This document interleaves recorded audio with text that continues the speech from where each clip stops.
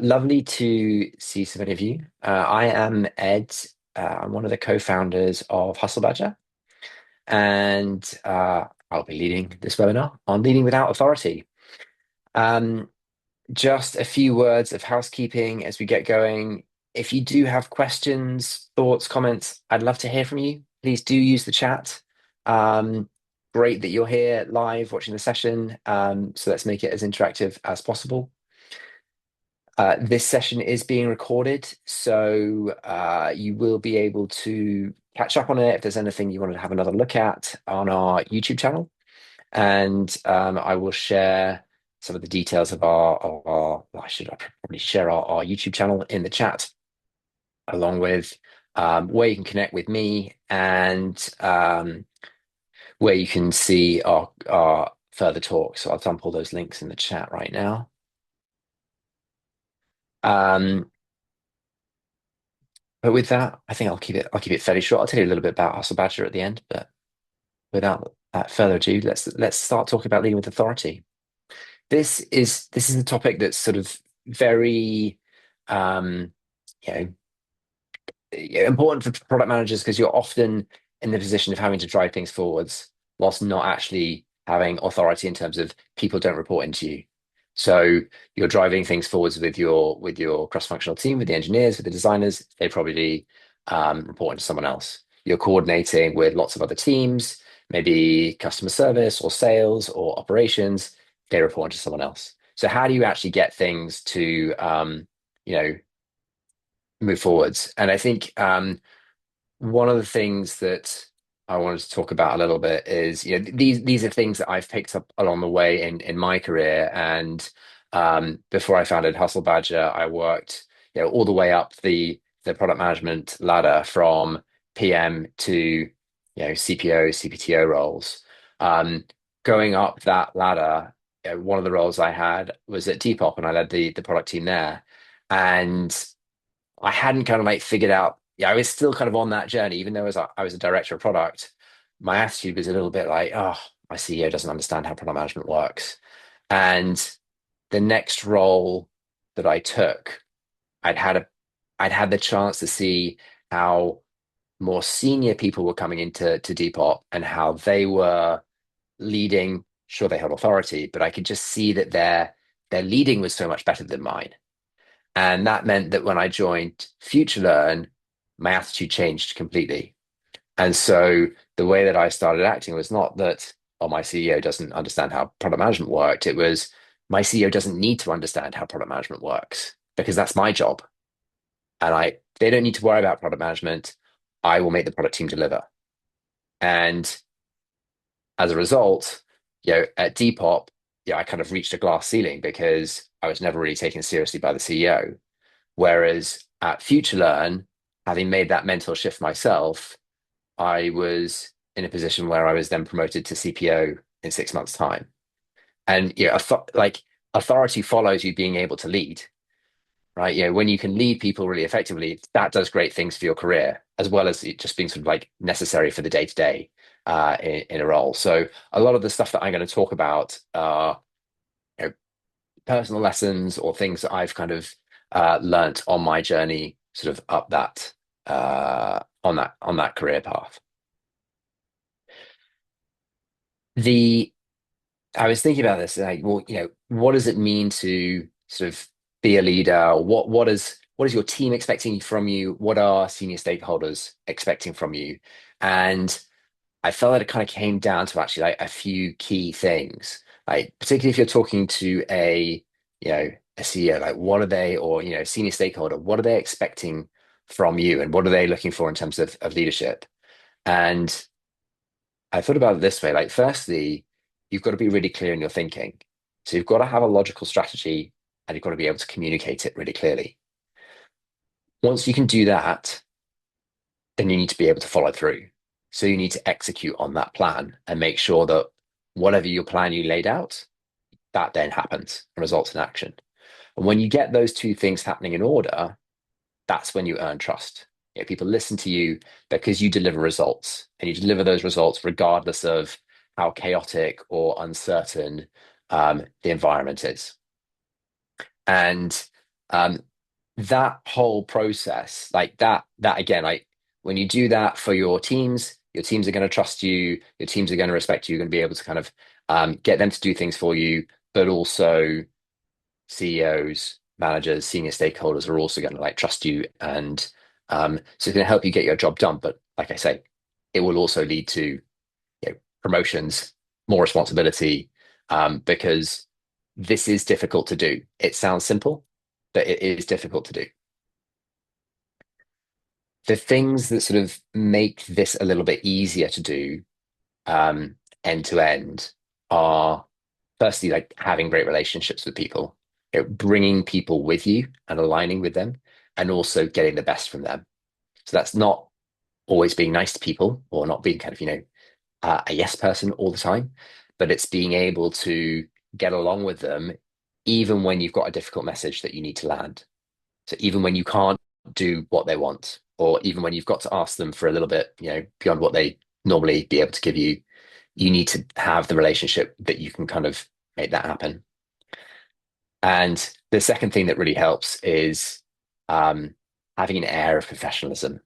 So having a sense of like calmness, having an aura of competence that um, it almost kind of precedes the trust bit, right? You want people to trust you because of the results that you deliver, but there are ways of projecting that confidence, projecting that trust, which are worth having because they sort of you can fake it till you make it a little bit. You can't do that forever, but you want to sort of projecting an air of professionalism makes it that much easier to follow through on being a professional. It's very difficult to act unprofessionally and then actually deliver professionally. So to get there, those are kind of the five things I'm going to talk about in similar words. Like, firstly, like strategy, communication, so having that really clear plan of what needs to get done. Secondly, actually executing on that plan, turning those words, those thoughts, those action, those plans into actions and impact, um, and building trust. We're also going to talk a little bit about how you build relationships with people, and then just the sort of the tone and the kind of acting professionally that you can do all the time that's going to make all of that kind of work a bit smoother. We'll start with strategy on that note. So I always think that when you go into a new role, you you don't immediately gain credibility from delivering things and having impact because that takes time.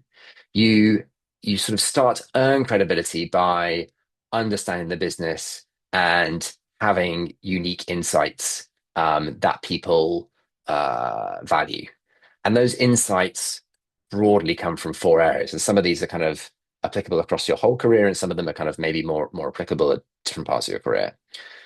The first one I think is really valuable is data. It's doing like novel quantitative analysis. So if you go into a business and there are kind of big holes in like how they understand what users are doing, and you can then go and do your own analysis and be like, oh, okay, actually, I understand the funnel better than anyone else because I know where the drop-offs are. And I know which steps we should look at because I've compared between segments and the best ones and the worst ones. And I can see where the biggest gaps between those segments are. This is like immediately interesting to other people and also shows that you are quantitative and you know your stuff. Similarly, speaking to users, going and speaking to customers directly, going and doing site visits, doing that primary research is really, really valuable as well. I had a role where I was senior VP of product at a Spanish unicorn called Job and Talent. It was almost impossible to have credibility with the founders if you weren't speaking to customers directly and regularly. And that was their culture, but I think that's always going to go down well with people. But I think it's also worth bearing in mind that some of these techniques are going to land better in some companies than they will do in others. Another way that you can gain credibility, maybe they've got great data, maybe they've got great user research. Maybe that's not the place where you can kind of make yourself stand out. Um, in those cases, often a really good way of kind of demonstrating your credibility is to map out processes cross-functionally. So you're not looking at this just from a product point of view, but you're kind of mapping things out and drawing together all the different strands from product, marketing, customer service, ops. So maybe doing a customer journey map or a service blueprint, something like this. This is a great way to speak to lots of different people, understand their world, and then bring people together into a shared space. So this is another way of doing it. And the final thing I'd say is, going and betting in other teams. Um, this is rarely possible, or we feel it's rarely possible, right? Because we feel we've got so much else to do.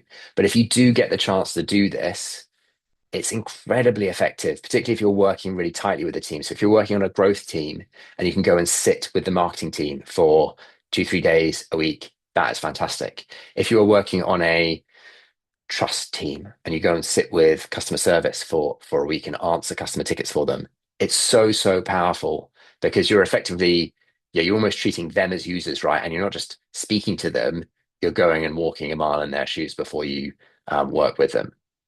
Um, and this is the sort of thing where you think, oh, I can't make time for it. I mean, but you make time for holidays, right? The world does not end when you take a week off in the summer and have your well-earned rest.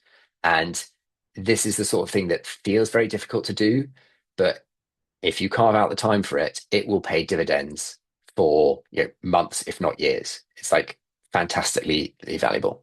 So these are kind of like four ways where I think even before you do anything else, if you can just start to kind of get your own insights and start injecting them into the conversation, that's immediately going to show that you've got something to add.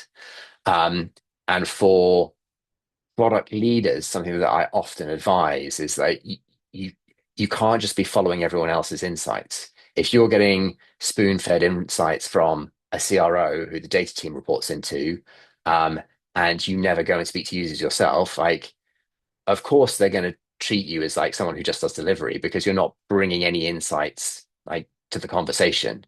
So if you want to be part of that strategic conversation, you've got to have your own set of insights that you are kind of not using to dominate the conversation, but using it to kind of bring something to the table. Second thing I'm going to say in this is it's really important to be able to structure and layer your thinking. What do I mean by that? I broadly, you've got to be able to make your case really convincingly. So making your case convincingly is sort of saying in very concise words, like, what is your recommendation? What should you be doing? So when someone asks you, hey, what should we be doing about X? You can say in a sentence or two sentence, basically the answer is this. But if they want to dig deeper, you've also got to be able to then dig into the details.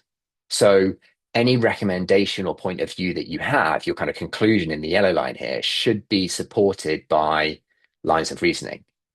And you should be able to go from sort of talking about the overall recommendation to sort of going, well, I think we should do X because reason one, reason two, reason three. And those reasons in turn should be supported by evidence, insight, synthesis, like things that, hard facts, basically. If you can lay out your thinking like this and do that both verbally, but in emails, in documents, it's incredibly powerful for showing that you know what you're talking about, and for structuring your thoughts. So I'd say this is kind of part of this kind of like thinking clearly to be able to lead people and kind of like get convince them of what you want to do. You need to be able to kind of like make a case with data and make this kind of like logical case. It really helps if you can make an emotional case as well, but you definitely need to be able to make the logical case. Um, so I say like, yeah, your reasons are backed up by evidence and data, and you can communicate your message at different levels of detail depending on the audience. So if you're speaking at an all hands, you might just cover the kind of the first two. You might say, hey, we're going to do this and we're going to do this because A, B, C reasons. But if you're talking with a peer from another function who's really into the details, so again, you're on a growth team and you're speaking with the head of marketing, actually, you're probably going to go through each of these points of evidence with them. And you're going to try and get evidence from them, right, to strengthen your plan so that it's not just your plan, it's a combined plan that you've built with them, right? So the level that you go down into this sort of pyramid or down into this message, you tailor to your audience, and you also tailor the language a little bit, right? Because marketing people have the words that they use, and finance people have the words that they use.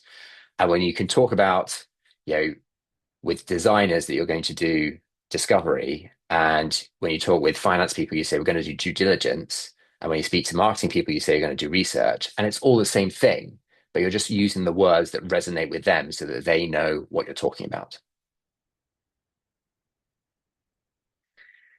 If you can do that, it makes it much, much easier to link everybody's task back to the company objective. And so I think of this as thinking like, yeah, if I'm ever asking an engineer to do some work, that could be like fixing a bug or something that seems quite trivial. Um, I should be able to link their kind of task to our team goal, and I should be able to link our team goal to our company goal. That's really important because it gives people's work meaning as well as makes it clear like what they should be doing. So this is much easier if your team goal is directly linked to your company goal and you don't have departmental goals and kind of like side quests and sub goals. Like try and keep it really, really straightforward. The company wants to do this. It wants to double revenue. It wants to go into a new market, whatever it is. Our team is going to do, you know, build this new product. That is going to directly help us increase revenue because we're going to charge for it. Great. You're doing this ticket because that is on the critical path towards launching this new feature. Okay. You keep that kind of golden thread that then links things all the way through. And the other thing you do is like you keep repeating this. Right? People people have this funny tendency to think that you care about what you talk about.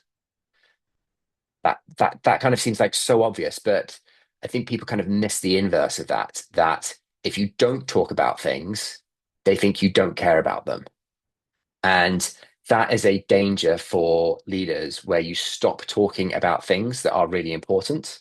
You stop talking about your OKRs because you're like, well, we set the OKRs.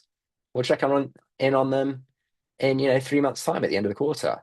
People will just assume that you don't care about the OKRs. Or if you don't care about the company goals, people will assume that actually, we've kind of moved on from those company goals. We're not really sure what the strategy is, or maybe we're thinking about some other company goals. Like you've got to be talking about the important things all the time so that people know that they're important.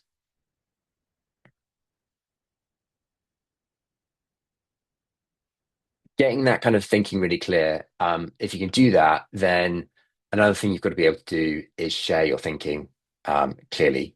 And I think this is important because I say we're always dealing with uncertainty, right? So um, even when we've got a nice kind of pyramid format and we've got our reasons and we've got our evidence and so on, there's always going to be holes in that. It's always going to be a little bit imperfect. And what can help sort of bring people on board and move the conversation forwards then is dealing with that uncertainty in a sensible way.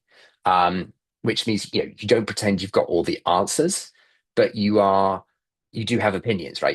Even if that's just a hypothesis, you can say, well, we don't have much data here, but I think my working hypothesis is this. Right? So you've always got a hypothesis to start with, and you can explain that. And maybe that's like, well, you know, I'm new to this role, but I read this book or this happened in my previous role. I got some reason. And you can then be open to other people challenging you and saying, like, yeah, yeah, but that doesn't fit with the evidence. That's fine, right? But you've got some kind of starting point and you can articulate how certain you are about it. You can say, like, look, I think this is my hypothesis. Honestly, I'm not very sure about it. So I'm going to go and do some research. Yeah, but this is the starting point. Or you might say, look, we're very certain about this. I've done loads of research. I've got loads of evidence. So yes, I'm open to if you've got other data that shows other things, but I'm pretty sure about this. I would be open about where you have doubts and assumptions, and you should be actively asking people if they know anything about those areas or can think of ways of closing those gaps because there are some very smart research techniques out there, quantitative analysis you can do. Those aren't always easy to think up on your own, right? So like be open about, what are the problems you're grappling with and invite people to come and solve those problems with you.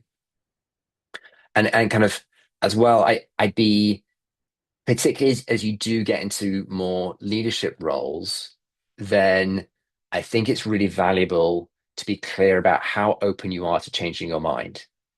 So whether you're a VP of product and you've given a team an OKR and they're sort of been like, I'm not sure this is a good idea, or you're chatting to, you're an individual PM, you're working in your team, and the engineers, you tell the engineers you're building a feature, and they're saying, does this make sense?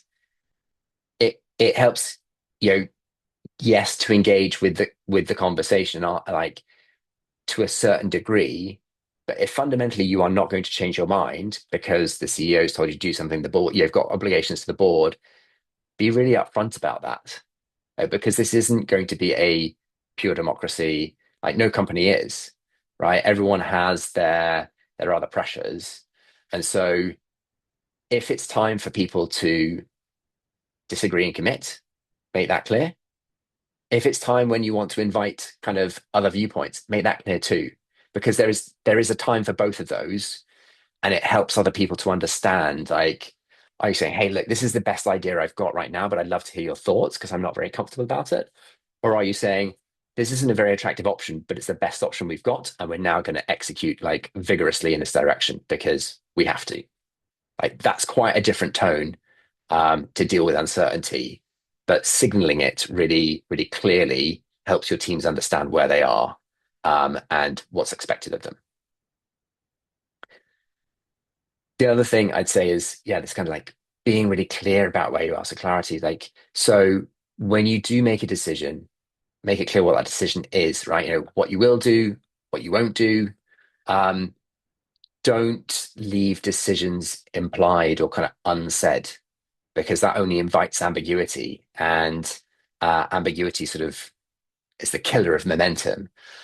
I think as well, just the more that you can give people examples and references, the faster it is that you will get clarity about where you want to be. And designers love references. Like, what are your design references for this? It's like your number one question as a designer. But that goes for everything from, hey, I'm thinking of this feature, and actually my references are this thing I've seen over there, and this thing I've seen over there, and here's a screenshot, and here's a description, and here's a loom I've made of this feature that I think it should be, doesn't need to be exactly the same, right? But it's a reference, it's a touch point to help you communicate what you want to do. That works on the individual PM level. It also works at the leadership level where you say, hey, look, we're going to be doing OKRs. This is the template I want you to fill in. This is what good looks like, right? This is what a team did last quarter. This is what a team did in my last company, right? That helps you express what you want the teams to be doing in any situation. P.S. This is also why Hustle Badge is great. We've got loads of templates. Check them out. If you're stuck for examples, we've got tons of them. Find the ones that are right for you. Another thing that's really good for adding clarity is talking about failure modes. So, yeah, anything you can do to define the problem, like this is what we want, this is what we don't want. Here's an example. Here's a kind of counter example. We're not doing this. Like these are really, really powerful ways of kind of like helping you communicate where you want to go. Like I say, you want to be clear about what you're trying to achieve.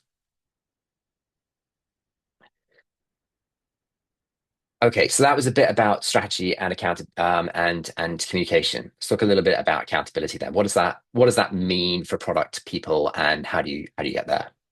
Um, so as I say, like nothing kills momentum faster than ambiguity. If it's not clear who's making a decision, then that is it slows everything down like a huge amount. And go and read the research on this. Like if someone has a heart attack in the street, quite often they'll be left for like a surprising amount of time because lots of people are walking around them in a crowded street, don't know what's going on. Are they having a nap? Did they sit down? Are they seriously hurt? Nobody knows. And because nobody knows, nobody feels it's their position to get involved. If you're driving down a remote kind of mountain road and you see someone hitchhiking, almost always you stop to see if they're okay because you're the one responsible, right? Like you don't have that ambiguity of like what's going on. So um as a leader, I think you should be like really checking for ambiguity and trying to close it down as quickly as possible.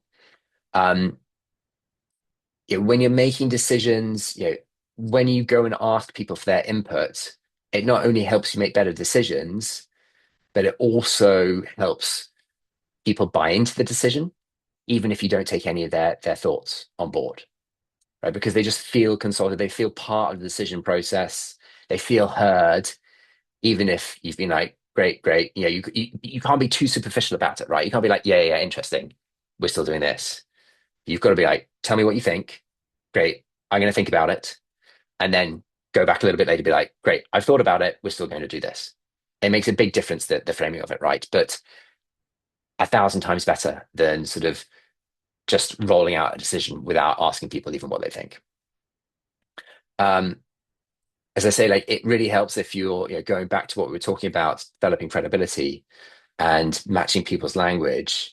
When you can frame things, like you've got the insights to back up your decisions, you can match the language of the audience. This makes a huge difference to like how people um, receive it. Um, as you make decisions, you've also got to like make the decision happen. As in, you won't be the decider for every decision that affects you, but yeah, it helps. What you can always do, even if you're not the decision maker, is you can force the decision along, or you can try and force the decision along.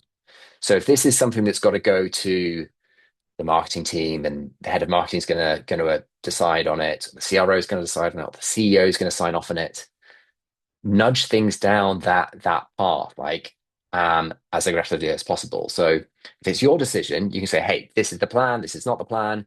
If it's someone else in the room, you might say, oh, sorry. If you need a bit of time, right? Like maybe you're talking about something, you've had a big discussion, you're not really sure what you want to do. What's a really good practice is not to necessarily say, make a snap decision, be like, oh, we're going to do this. You can give yourself time, but make a commitment about when you're going to decide by. That's good for yourself to have that discipline. It's also really good to communicate to the teams that this isn't going to float. Like this isn't going to drift on and on and on. There will be a decision. It's also you're clarifying that you are going to make it. Sometimes though, as I say, like it's not your decision. It's time to kind of really push it on someone else. And in that case, you can imagine like often you have a big discussion. It's not really your call, it's the tech leads. Ask them, like put them on the spot, be like, okay, are you ready to make it? If you're not ready to make it now, when will you decide by? Right? This is not being mean. This is holding people to account. This is making your teams more effective. And people will appreciate this, like as long as you do it in that kind of like, you know, kind, generous, like supportive way, right? So um, give them that option. Like asking, are you ready to make it now is a little bit softer than saying, what's your decision?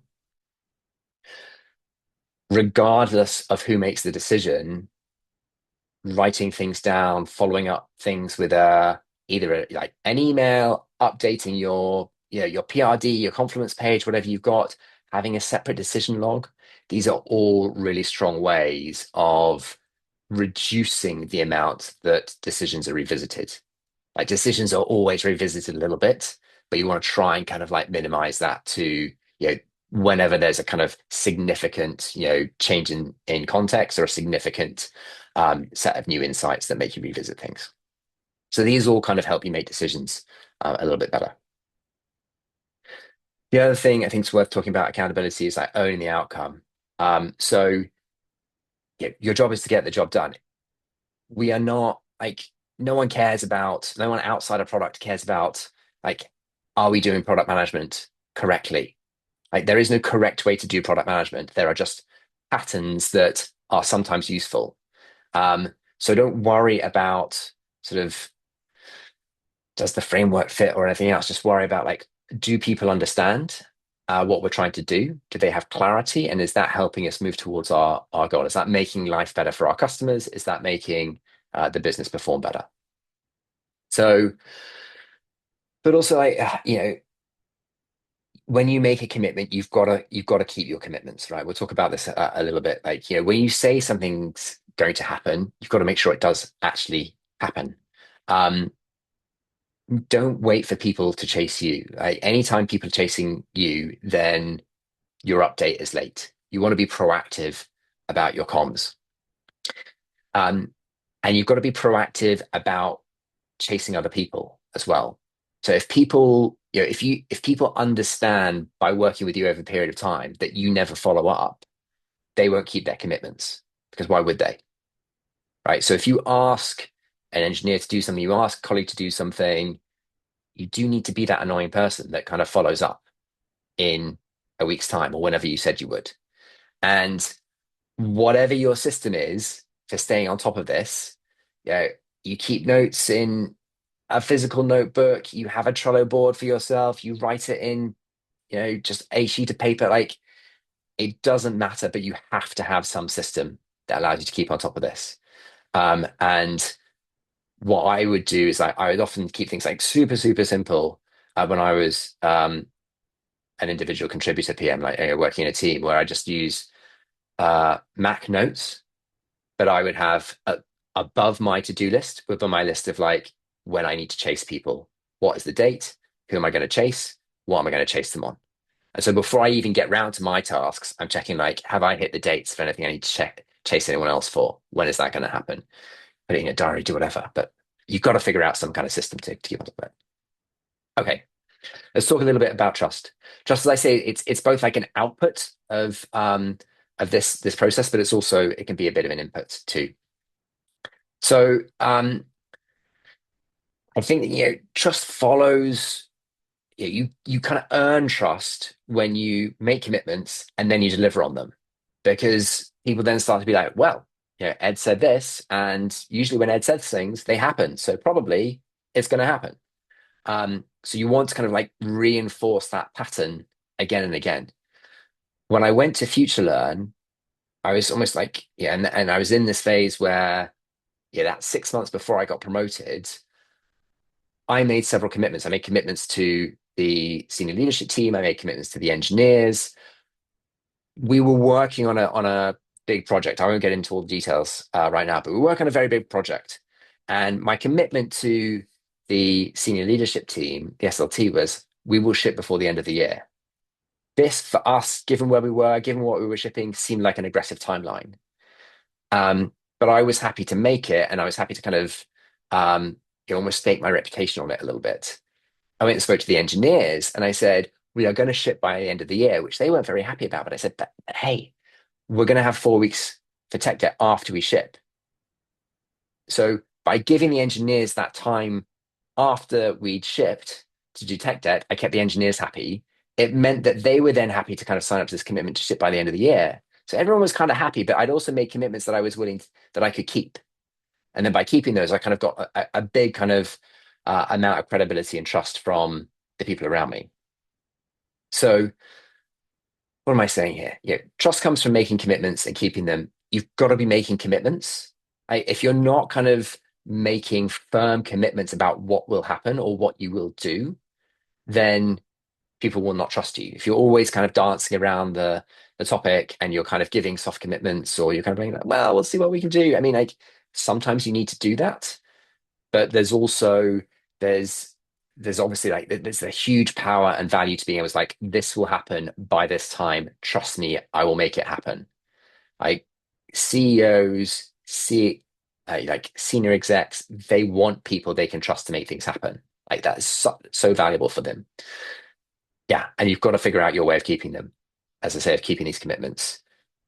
But that goes back a bit to being like, you are going to, you've got to be the person that chases. You've got to be the person that keeps on top of your to-do list. Um, I think worth bearing in mind that trust is not something that you earn once and you're done. Right? Trust is something you have to be continually earning.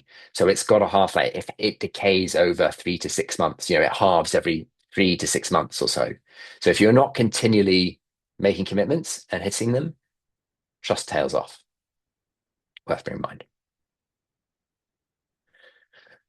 Um, I mentioned this already. Like, any update that is asked for is that you want to be like, when things go wrong, you've got to kind of get on top of that really, really quickly. Um, in any organization that is moving quickly, or especially in organizations that are moving quickly, things go wrong all the time, right? Because you don't have time to kind of think through every eventuality, and you are kind of working through uncertainty. So obviously, if you're like, consistently wrong and you're costing, lots of time and lots of money, that is not good.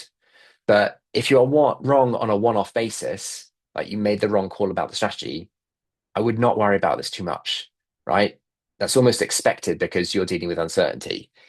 But what you should be really clear about is what you're going to do to fix it, how fast you're going to do that, and if you need any help from other people to fix things as well.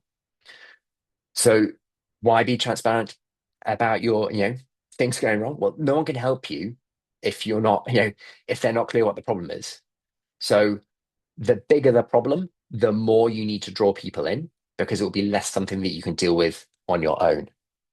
The other thing is, and this is something I really realized as a product leader, is that fixing things take time. I kind of assume that if I'm running, six product teams, eight product teams, that there are going to be problems along the way. All that I want as a product leader is enough time to solve those problems. So it's the sort of, forewarned is forearmed. If I know something's going to go wrong or has gone wrong, but we've still got 4 weeks till whatever the deadline is, the shipping deadline, the having impact deadline, that gives me lots of time and space to do other things. Whereas if someone tells me the week before the deadline, or we're meant to ship tomorrow, but actually we're going to have to push it back a week, that is a disaster because with a day to go, there's nothing I can do really. So think about sort of like what is that runway you've got before deadlines and things come through. I think also worth mentioning again, you obviously can't be kind of like telling people things are going wrong all the time. But when you do it sparingly, this is not a sign of weakness. This is a sign of authenticity, and it increases trust. So if generally you're saying like, look, we're going to do this, we're going to do that, things are kind of tracking along fairly well, and then occasionally you're like, oh, flag, this has gone wrong. I need some help here. This will boost your credibility. It will because people can then put even more trust when you say things are going well, that things are actually going well. They know that you're going to admit to mistakes when they come up. So I bear that in mind too. Okay. How are we doing for time? Great. Relationships. A few points then on relationships. As I say, these kind of like make everything go a little bit better. And I think, you know, the strategy, everyone's going to have their own kind of personal strengths and weaknesses here. For me, I was always very strong at the strategy stuff.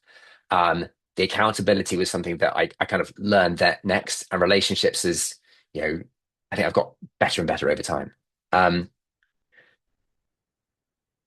the harder the message you need to give to people, the easier as it is if you know them better, kind of, which seems a bit bizarre. Like if you think about, which of your friends could give you really tough feedback, or which people in your life could give you really tough feedback, tell you your breath stinks or something.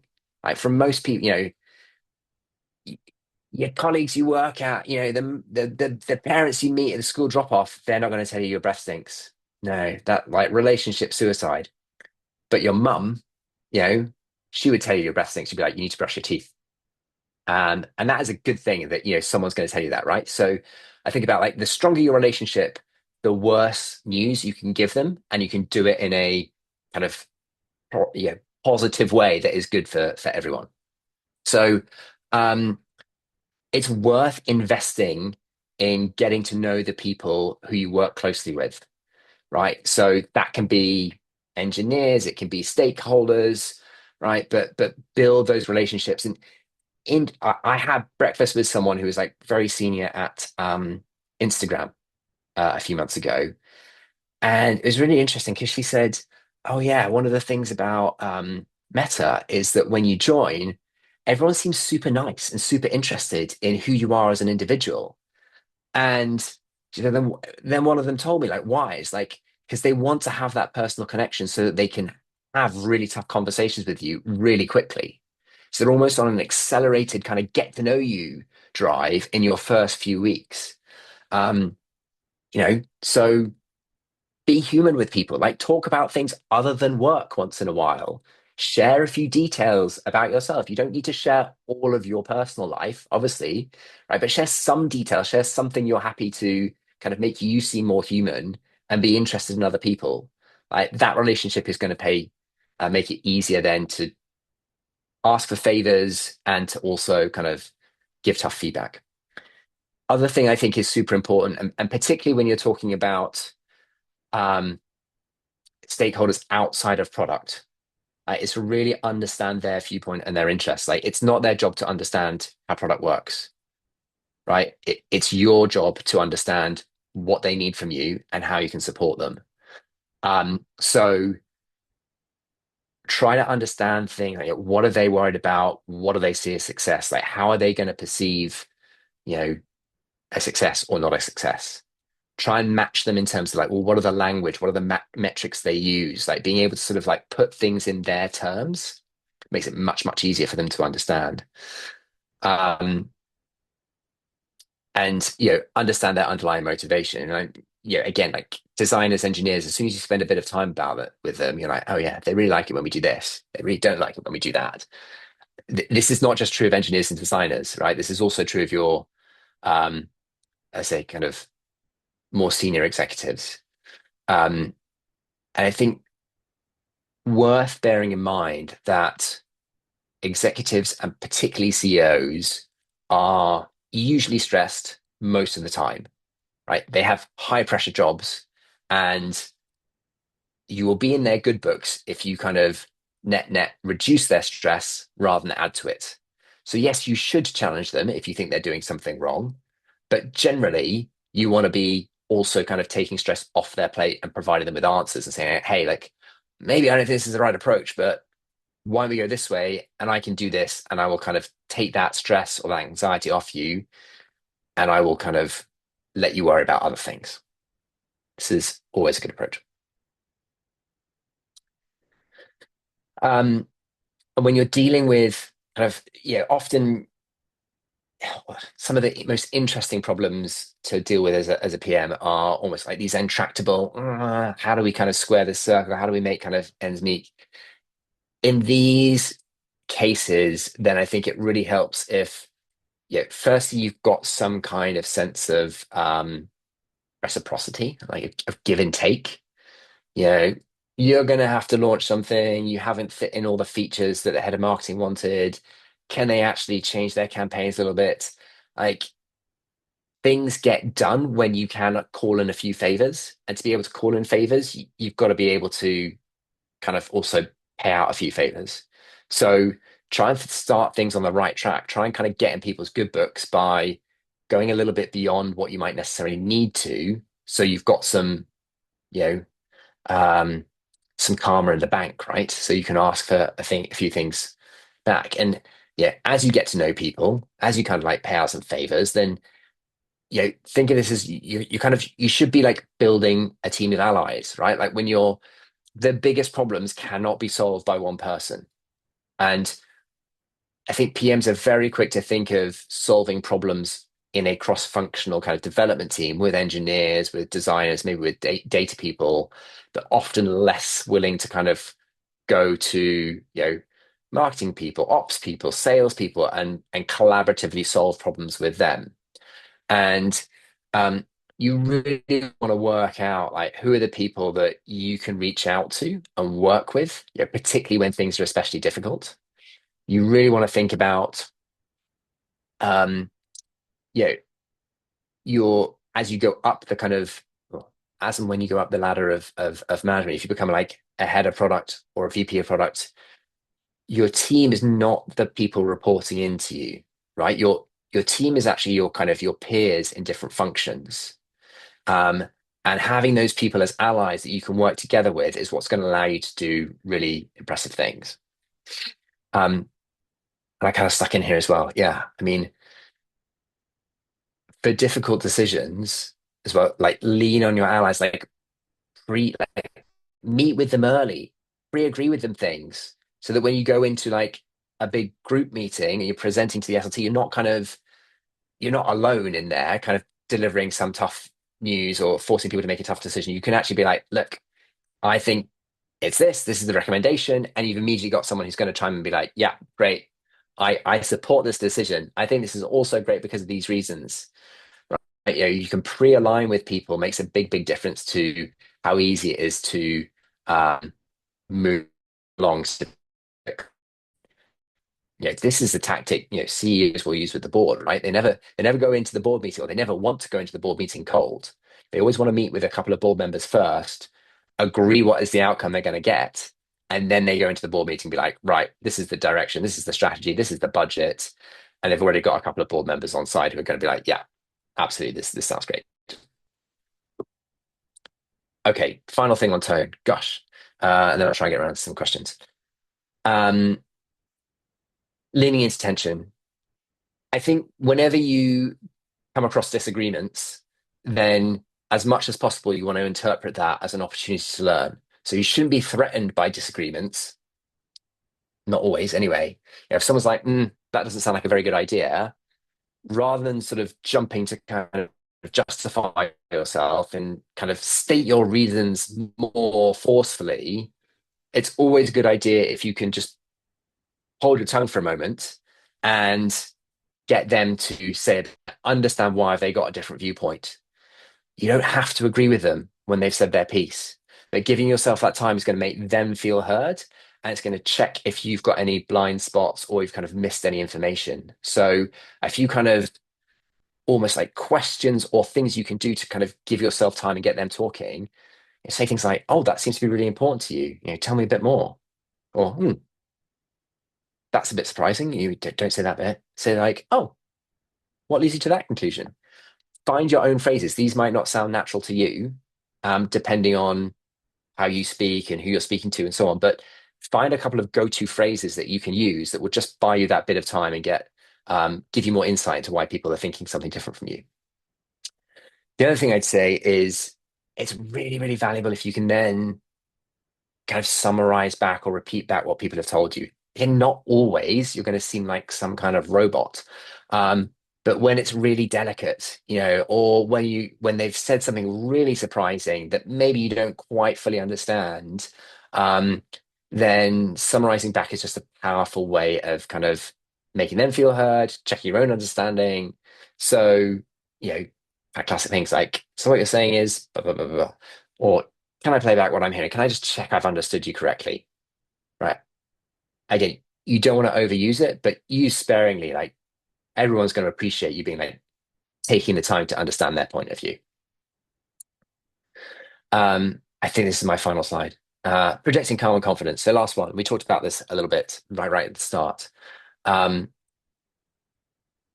a couple of things here. All right. If most PMs, your job is dealing with uncertainty, right? That's why there is a product manager. If there was no uncertainty, there would be no PM job, right? So this is a feature of the job. This is not a bug. Um, your job, therefore, is to help other people navigate uncertainty, and it's kind of lead them through that uncertainty. That's really helpful if you stay calm and you focus on the important things, and you are kind of a calming influence rather than getting really stressed about stuff. Um, I think as well, one of the things that can help you lead through uncertainty is having principles, having integrity, having values. So, you know, if you don't have data to lead you, if you don't have, evidence, you can say, look, overall, we always try and do like what's best for the customer. Overall, we always try and do what's best for XYZ, this internal team. Like, where are your guiding limits? Like having those kind of principles that you fall back to, again, makes your behavior predictable, and that makes it easier for people to understand where you're coming from, to know what you're going to do, which makes you more trustworthy. And the other thing I'll say on this is, yeah, it's kind of like doing stuff that's expected is very powerful. So like, respecting the rituals that the team has. I mean, and I say that kind of, rituals, the meetings, the cadence, whatever the team does. So like understanding that and building into it, you can change it, right? You can not necessarily tear everything up, but I mean, if you're like, oh, actually, I think we should do our stand-ups differently, that's fine. But what I'm saying is like you kind of you lean into the kind of the way that things work and the culture, um, because that shows that you understand them and you respect them. And again, like there's a certain way that things happen, and people can take comfort in that. I find out we talked to this a little bit, like, just make sure like when you do kind of close interactions or meetings, yeah, do that kind of classic thing of like, if there are to-dos, make sure like the actions, like what needs to get done, who's going to do it, when they're going to do it by, the holy trinity of closing meetings. Yeah, it really, really valuable. And it's one of those basic things, but it's one of those things that the most senior people I know are actually the best at doing this. And so it's again, it's one of those things that do the basics really, really well and goes an awful long way to kind of leading. That was it. Wow, that was a little bit longer than expected. I haven't given this talk before. Um, if you have questions, dump them in the chat. I will answer as many as I can. A quick shout out to Hustle Badger. We do lots of great things. If you're looking for more support as a product manager, we have courses on demand, live or live, so self-serve or live courses. We have a ton of templates. We do webinars like this. We've got a Slack group you can join. We do in-person workshops. It's all great. If you need any support with being a product manager, we are the people to help. Right, Q&A. I'm gonna stop sharing so you can see my face a bit more. Let's talk about. I saw Dipper Yan put a question in here.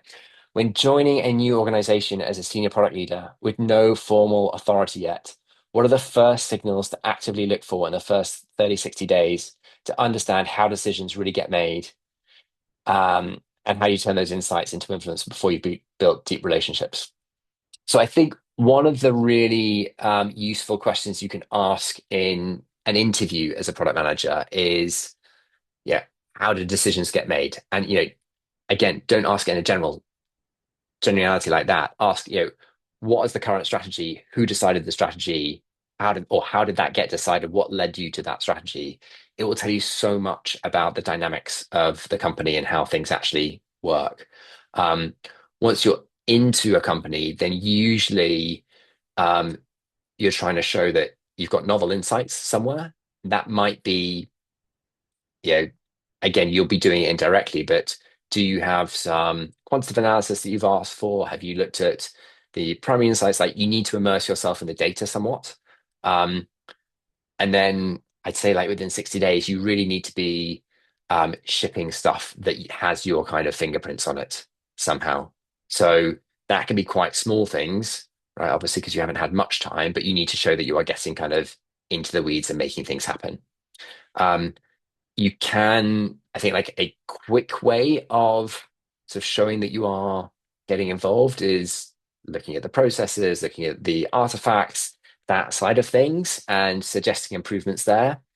But that's also, it's a fairly superficial way of demonstrating, um, yeah, how much impact you're going to have.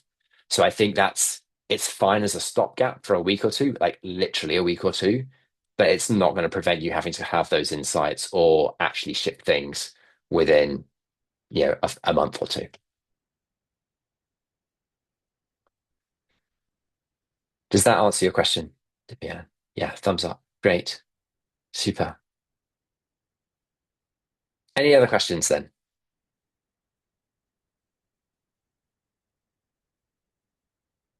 No, everyone happy?